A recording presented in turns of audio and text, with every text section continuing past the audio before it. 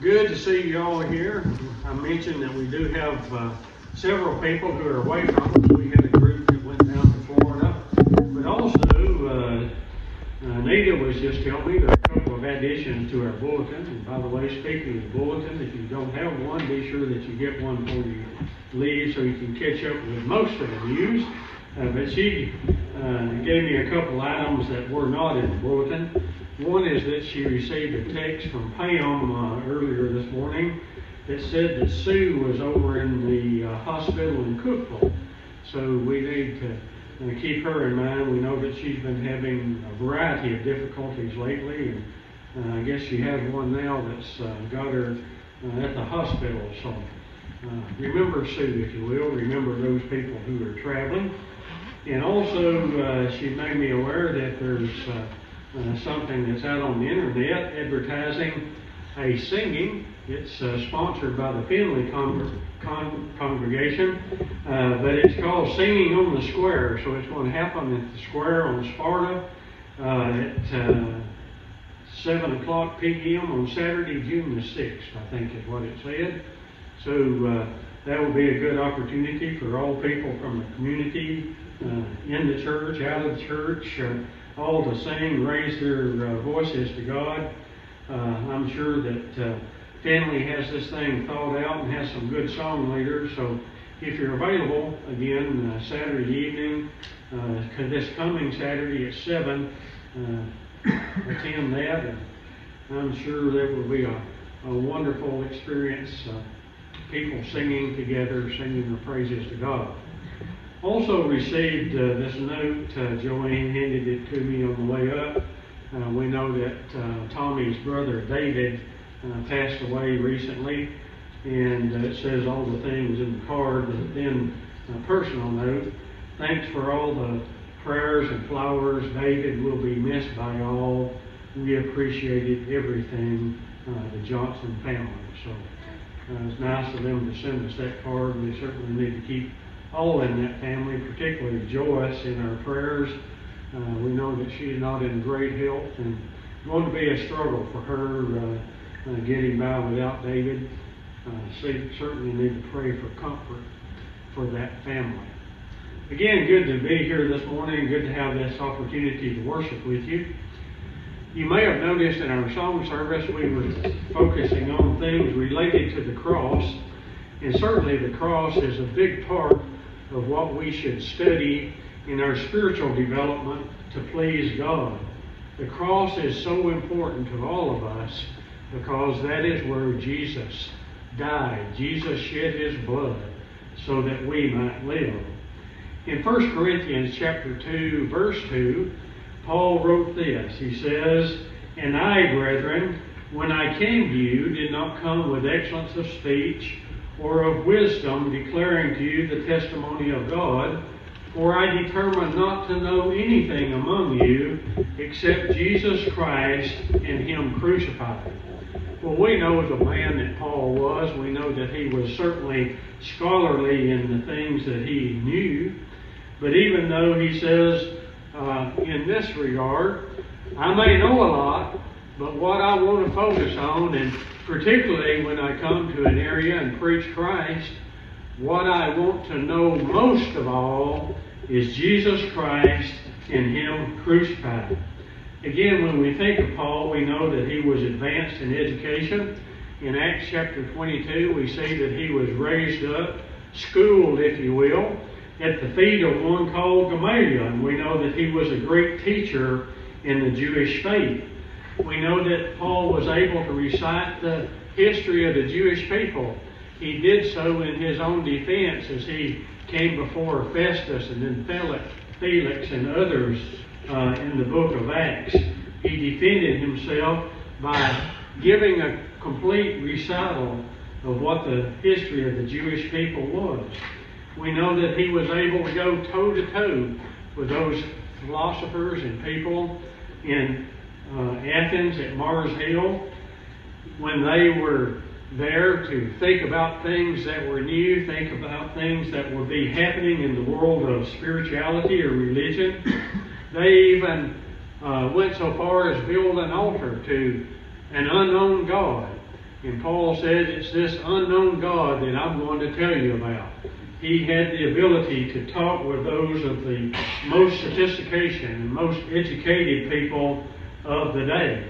We know that he's the one that penned the book of Romans, and most scholars believe that he's the one who penned the book of Hebrews. And we know that those are two of the most profound books of the New Testament. So again, with the things that we know about Paul, we know that he knew so much about God, about Jesus, about how the church was to be formed and organized and function in the world. But again, when he comes to Corinth, he says, I really determined that when I came to preach the gospel to you, to know nothing other than Jesus and Him crucified. That is one of the most important events that has ever happened in the history of man. We can understand why he's saying here that Jesus is paramount, because we should fix our eyes on Jesus. We should put Jesus number one in his life. But what he's really saying is we must know Jesus and the message of the cross. Yeah, it's good to know about his birth. It's rewarding to know those things about his coming into this world. It's good to know about the ministry of Christ. He did many good things. He taught many great lessons, like the Sermon on the Mount. It's good to know about the miracles that Jesus performed, because they showed that he indeed had a love for his fellow man, a love for humanity, if you will. But where the rubber really meets the road, Paul is saying here, is to know Jesus and Him crucified. Well, let's go back a little bit in the book of 1 Corinthians and understand what Paul is talking about. He already in chapter 1 has used the crucifixion to teach two lessons to the church there at Corinth. One of those, we know that the church had a problem, and the problem was division. Some people said, well, I'm of Paul, or I'm of Cephas, or I'm of someone else. I'm of Apollos, for example. But Paul asked the question in order to get them to not be divided, but get them to be united. Was it Paul that was crucified for you? Was it Apollos that was crucified for you? Was it Cephas that was crucified for you? No, it wasn't any of those. It was Jesus. If we will focus upon the crucifixion of Jesus, that it is Jesus who died for us, that will dispel division that we might have in the church. Also in verse 18 of the first chapter, he says this, for the message of the cross is foolishness to those who are perishing, but to us who are being saved, it is the power of God. What he's really saying here is, on the one hand, what we have is people living and seeking after the wisdom of the world. And he says of them, the wisdom of the world asks, well, how can a loving God allow His Son to suffer such a horrible death? The wisdom of the world would ask the question, how can an all-knowing God not find another way to find salvation for mankind? And the wisdom of the world teaches that there are many other ways to salvation. All you really have to do is be good. If you're a Jew, just be a good Jew. If you're of some other religious sect, a religious Gentile that follows anything that's out there in the world that you might have been taught, just be good at worshiping something. That's what the wisdom of the world tells us to do. But on the other hand, we have the wisdom of God. It's not about being wise according to the flesh. It's not about being mighty or powerful according to the flesh. It's not about being noble according to the flesh. Again, verse 18, he said, the message of the cross is foolishness to those who are perishing. People of the world and people that follow the wisdom of the world just think when they hear about the cross That's a bunch of foolishness. But that's not how God sees it at all. There is that other hand. We have God's teaching us. Yes, it's simple. Yes, it's straightforward.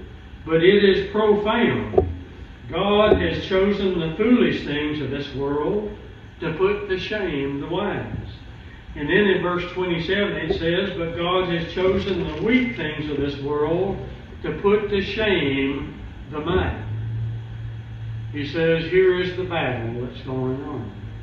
The battle is really the world versus God. And God, according to verse 29, has determined that no flesh should glory in His presence. The greatest demonstration that God could ever provide for us of that is this. Put to death the flesh of His Son. God does not want mankind to glory in the flesh. Jesus is indeed God in the flesh. And to be put to death by way of crucifixion shows that there is no glory in the flesh. Flesh does not win on the cross. God wins at the cross because He demonstrates His power. Faith wins at the cross because our faith has a place to reside. It's not in the wisdom of man, but our faith should be placed in the wisdom of God, who has brought this great thing to pass. Again, the crucifixion is the great demonstration. God doing something that man could never do. Man cannot bring another man back to life. Man cannot grant another man eternal life. The fact that Jesus was raised from the dead shows the power of God. What Paul is saying here is that if you want to live as a Christian, you need to focus on Jesus and Him crucified. Because to live the Christian life means to give up the things of the flesh and live for those things that are spiritual. If you want to teach the world how to be saved, you need to focus on Jesus and Him crucified. In other words, if you know nothing else, at least know this one thing: the message of the cross will save. Today, what I'd like to do for just a little while is look at the cross from the perspective of some of our songs. And we've already sung a song or two about the cross, so I guess you've got an idea that it might be the subject for today. If you happen to look in the back of the songbook, in the topical index of songs, you will find that it lists 13 songs that are pretty much about the cross. And that's only an inkling, by the way, of the songs that mention the cross in them. Here are a few of the titles. Beneath the cross of Jesus, from the cross to the crown, Jesus, keep me near the cross, nailed to the cross, when I survey the wondrous cross. So in that we see in the singing, and what should bring us cheer on our pilgrimage is thinking about things pertaining to the cross, because it is there that we find so much that has to do with our salvation. It's there that Jesus shed the blood that we're to come in contact with to save our souls. But I would like to focus on one particular song this morning, number 536, The Old Rugged Cross. And we sang a couple of verses of that just a minute ago. But it starts out, on a hill far away stood an old rugged cross. Let's look at that from phrase to phrase, if you will. First of all, it says on a hill. And we find that that is true because if we look at Luke chapter 23, verse 33, it says, and when they had come to the place called Calvary, there they crucified Him, and the criminals, one on the right hand and the other on the left. And by the way, that's the only place that the word Calvary is used in the Bible. When we are talking about Calvary in amongst ourselves, most of the time when we say Calvary, we precede the word Calvary with the word Mount. Mount Calvary. It indeed was a hill, if you will, a high place. Again, Calvary is used only this one time in the Bible. Calvary is the Englishized form of the Latin word Calvaria. That's where the translation is from. But actually we see that it's a translation of the Hebrew word Golgotha. And Golgotha is used 3 times in the Bible. It's used in Matthew chapter 27, verse 33, Mark chapter 15, verse 22, and John chapter 19, verse 17. And it's all related to Jesus going to this place. In these 3 verses it says Golgotha, that is to say, the place of a skull. So it meant something in that language, and it's a pretty horrifying, if you will, scene, because we relate skulls to death, and certainly this was made into a place of death, if you will. It was a place that was set aside where people would be taken to be crucified. Nobody wanted to go there of their own volition. Only those of the worst set of criminals were to be taken there to be put to death. Again, when we refer to Calvary, most of the time we say Mount Calvary. It was literally a hill. But in the song, I think it's more than just talking about a literal hill.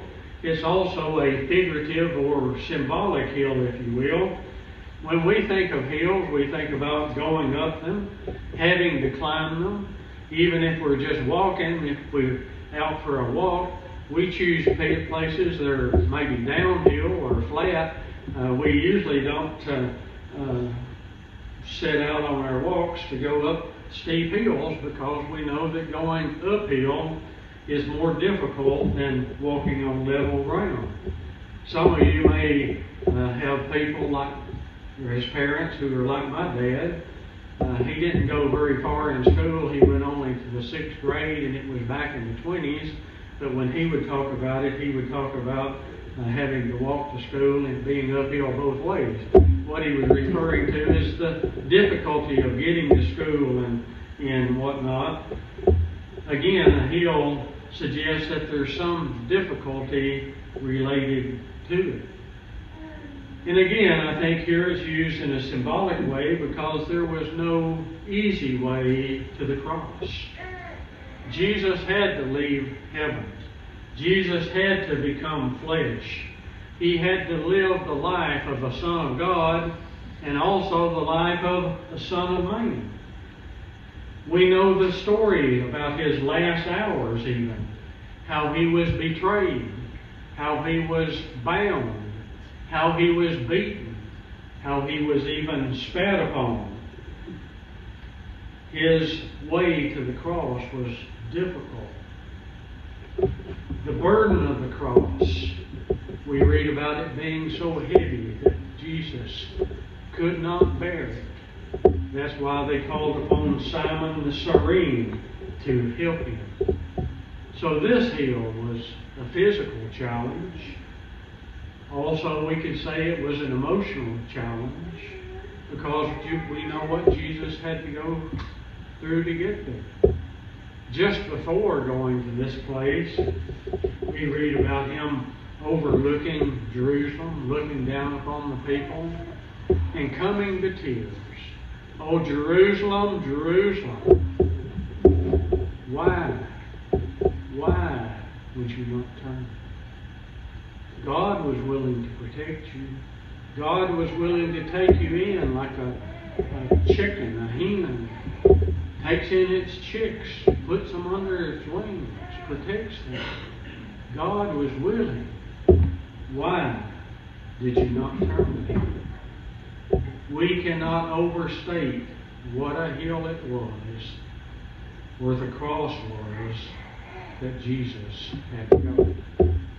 The difficulty on a hill far away. When we sing that far away, perhaps we think, well, that was way over in the Holy Land. That was over in Israel. Halfway around the world. That's far away from us. Or we might think, well, that was 2,000 years ago. That's way away in time from us. And yes, Jesus' crucifixion was long ago and far away in that respect. But you know what? He died for you. He died for me. The place being far away didn't matter. The time being far away does not matter. His death on the cross is just as relevant for you and me today as it was for those people 2,000 years ago. The crucifixion occurred for you and for me. On that hill far away should be viewed this way, not the physical distance or location, not the time distance, but in the thought of people and who people are. There were people at that time who thought they were close to God. In a sense, they were. They were the Jews. They were God's chosen people. Jesus died for them on the cross. But if you look at Ephesians chapter 2, you find that there are another set of people. There are these people, Gentiles in the flesh, called the uncircumcised. By the way, it describes them. People without Christ. People who are aliens from Israel. People who are strangers from the covenants of promise.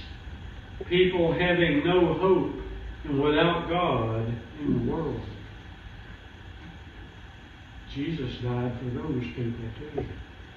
Yes, up to that point in time, they were far away from God. They were not His chosen people. But He says in verse 13, but now in Christ Jesus, you who were once far off have been brought nearer by the blood of Christ. The cross was on a hill far, far away from the Gentiles. And by the way, again, that's us. But that is past tense. What we see happening on the cross brings that to us. The hill was far away, but the cross is relevant. The cross where Jesus' blood was shed has brought us near. We can have peace with God. We can have hope in God because we can be in Jesus Christ. It says, on a hill far away stood an old rugged cross. In Aaron Tippin's song, he said, if you don't stand for something, you will fall for anything. And what we need to realize is that the cross stands for something. The cross stands for the love of God. The cross stands for the power of God. The cross stands for the hope of humanity. The cross stands to show the wisdom of God is greater than the wisdom of man. The cross stands to show that the might of God is greater than the might of man. And because it stands for all of these things, it casts a shadow that reaches to all mankind, to remind us that we should live in the shadow of the cross. And yes, it was indeed the emblem of suffering and shame. The Roman cross, one of, if not the, most feared, most horrifying, most painful punishments ever inflicted on mankind. And Jesus went through that. I have made some progression in many of my thoughts in life, I suppose. started thinking about the cross, I thought about the suffering. And certainly there's pain associated with having nails driven through your hands, nails driven through your feet. And that's horrifying enough to think about. But then as I thought about that some, I thought, well, it even gets worse. After you're nailed onto a cross, they raise that cross up, and there's a hole dug there. Tilt that cross up like it's a fence post, and it drops in the bottom of that hole. And I just can't imagine how painful it is to have those nails tearing your hands, your feet, when that cross hits the bottom of that hole. Got to be terrible. Terrible. But then I read in the Bible, that wasn't the worst part of it. Jesus became sin for us. I just can't wrap my head around that. But nonetheless, the Roman cross, emblem of suffering and shame, it was all of that. The suffering part we can understand. The shameful part maybe we don't understand as much. But it was really an embarrassment. It was really something terrible for other people to view you as a criminal hanging on the cross. One of the true tortures of it is that it was indeed a punishment saved for the worst of the worst. The Bible says it was despised by the world, and it was. And maybe physically the worst torture, the true torture, is that most people who were hung on the cross died of drowning in their own bodily fluids. And it's such a devastating thing to think of dying in that way. Sometimes what we hear about the death of Jesus is that Jesus died of a broken heart. Well, he probably didn't, but I'm sure he did have a broken heart. Because it was our sins that caused him to be there. Jesus did not deserve any of that. He was a good man. He was a just man. In our song that we sing, it says that he was the dearest and best. That he, for a world of lost sinners, was slain. The Word tells us that he indeed was that precious, precious lamb that was led to the slaughter. Didn't deserve any of that, but had to face it for us. And what Paul says here to the Corinthian church is, if you don't know anything else, at least know that. In the song as we sing it, when we start thinking about the cross, and if we really think about what happened there, it should lead us to this response, that we should cherish the old rugged cross. And it should be precious to us. But also part of our response is that we should cling to the old rugged cross. Let it have meaning in our lives. Walk the way of the cross. Jesus suggested that in order to get to heaven, we would have to bear our own cross. Now, it's not a cross like his was in that sense. But we're going to have our difficulties. We're going to have our hills to climb. We're going to have our troubles. It's important that we fix our eyes on Jesus. That we understand what he went through for us. He died for us. And our hope is that at the end of our life here, we will get to exchange